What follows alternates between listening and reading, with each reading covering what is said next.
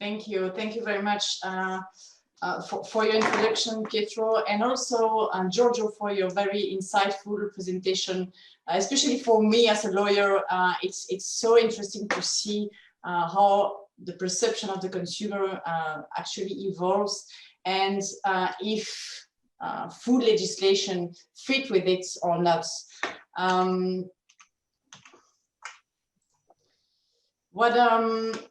What I suggest to do with you now is to going through the main proposals of that are included in the farm to fork strategy, and that will have a direct impact on labels and claims. As Giorgio explained, farm to fork strategy is actually the heart of the EU Green Deal. It emerged from a communication of the Commission end of May this year. And there are 4 objectives behind the farm to fork strategy. Promoting sustainable food production, supporting sustainable food processing and distribution, reaching sustainable food consumption, and preventing food loss and waste. And this is in this context, actually, that various legislative and non-legislative proposals will emerge from the Commission in the next couple of years. The main proposals of the Commission will relate to setting nutrient profiles, laying down a harmonized mandatory front of pack labeling schemes, extending origin labeling, revising this marking as Giorgio mentioned, also establishing an EU code of conduct for responsible business and marketing practice, and last but not least, indeed, laying down the framework for a sustainable food labeling scheme. I suggest to focus on a couple of initiatives, namely nutrient profiles, front of pack labeling schemes, and sustainable labeling framework. When it comes to the nutrient profiles, what is the objective here of the Commission is to restrict the promotion of foods that are high in salt, sugars, or fat, by basically setting thresholds above which food products will no longer be able to promote their product by using nutrition or health claims. The current situation is that actually nutrient profiles, as you all may know, were due by 2009 under the Nutrition and Health Claims Regulation. And actually, they were never been able to be established because of high divergent opinion between member states, and especially because each member state has its own cultures, food culture, and could not accept that certain of their historical food product could not bear any nutrition and health claims. So what happened in the meantime? No global nutrient profiles, but specific nutrient profiles were included in the condition for the use of individual nutrition claim or health claims. So let's take an example. If you want to claim reduced in sugar, then you have to check whether the total energy of your product is not above the energy of similar product on the market. If it is above, you cannot make the claim. So this is a kind already of nutrient profile. And also in the meantime, various front of pack labeling schemes were developed. We will speak about this in a few minutes. But some of those labeling schemes already includes nutrient profile, already include specific thresholds for salt, sugar, fat, etc.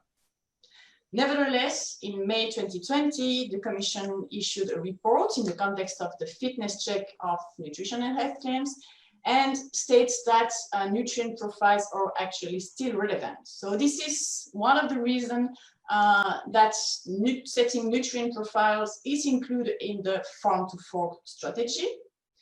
But concretely, I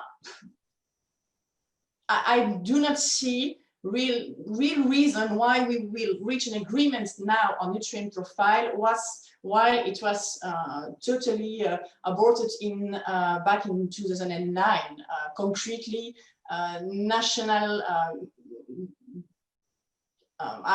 protection for gastronomy and so on remains the same, even stronger than before, in my view. Setting nutrient profile today has also the risk to contradict the schemes that have already been developed and the individual nutrient profile included in certain nutrition claims or health claims. And also there is this risk that certain products can be really subject of discrimination. Why? Because we understand that the idea of the Commission behind setting nutrient profile actually is to push food business operators to reformulate certain products. But what about raw material? What about agricultural products that cannot be reformulated? Let's think of meats, of cheese. It's just impossible. So those products certainly have the risk to be discriminated vis-à-vis other composed products such as the muesli, for instance. Let's now focus on the initiative on front of pack labeling that will be proposed by the Commission. So the Commission will propose a mandatory labeling schemes. The objective behind that is to enable consumers to make health-conscious food choices. Okay. We know that currently there already are various models of front-of-pack labeling schemes. Let's think of the Keyhole in the northern country, the Healthy Choice in the Netherlands, the Nutri-Score in Belgium, Germany, France, and soon in Luxembourg. Also the traffic light labeling. So there is a variety of models. Of course, there is this issue of impeding the internal market with the coexistence of all those labels. But the real challenge now of the Commission will be to actually identify which kind of front-of-pack labeling scheme the consumer needs, because we have on the one side those that constitute an additional form of expression of the nutrition declaration. This may be the case for the traffic light labeling, but there are also evaluative front-of-pack labeling schemes such as the Nutri-Score, which give a score to the food, a global score, and which actually says this food is good and this is supposedly not good. So this is, I think, the main challenge of the Commission here. And also for the food business operators' point of view, but also from a consumer point of view, the new contemplated front-of-pack labeling scheme will be mandatory. And what will be the future of all those labels that are developed for years, that have been developed for years, and that are understood by the consumer? We will have a potential issue of coexistence here.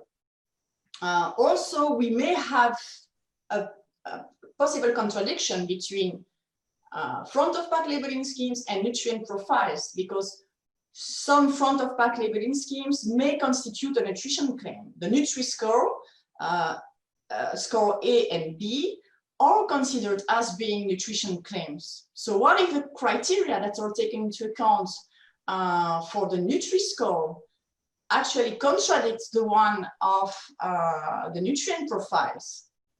We may have an issue here. And as a last focus, I would like to discuss with you the initiative that is contemplated by the Commission on sustainable food labeling framework and on laying down criteria for harmonized criteria for green claims. The objective of a sustainable framework is, as Giorgio explained, to cover various aspects: nutritional, climate, environmental, and social aspect of food product. It's a kind of certification that really gives the green light to consumer. You may purchase and consume these products. It's ethical, it's qualitative, and it's good for your health. Actually, this is the reasoning behind this label. And also the criteria, the Commission intends to set up criteria related to voluntary green claims.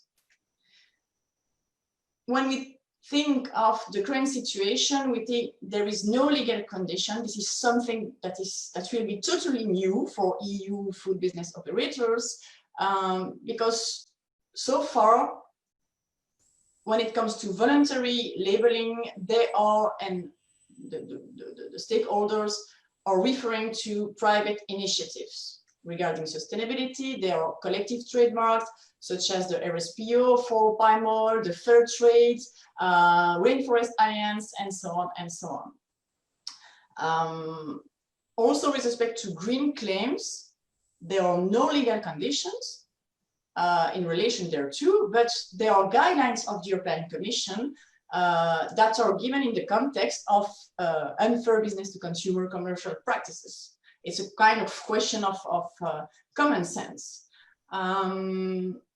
And in this respect, what do I see as a challenge is first the criteria to take into account, to set up such labeling framework that will cover nutritional, climate, environmental, and social aspects.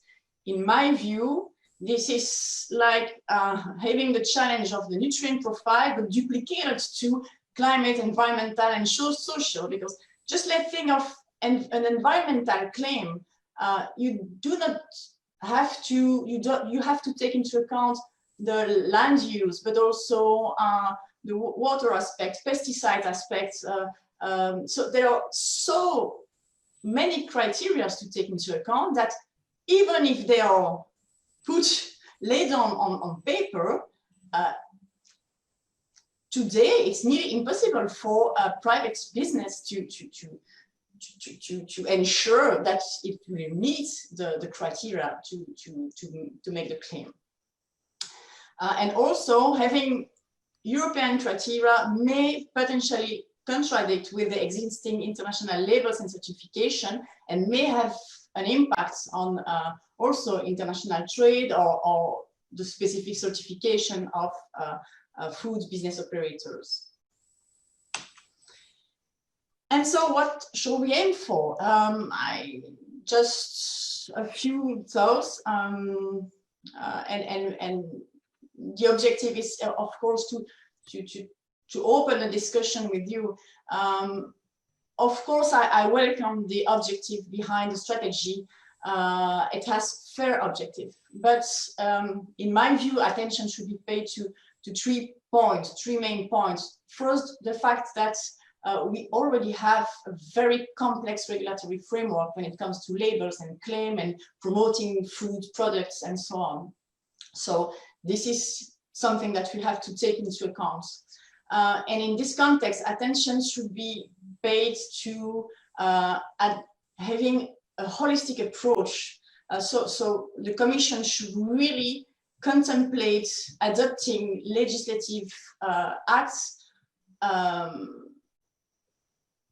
I mean, nearly in one act, you know, in order to avoid contradiction between text and schemes.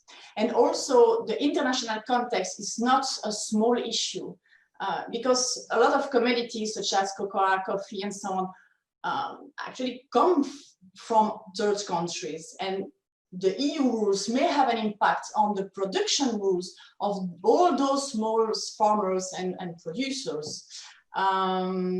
So the global objective is to avoid confusion, to avoid contradiction between the text, because otherwise labels will be confusing for the consumer.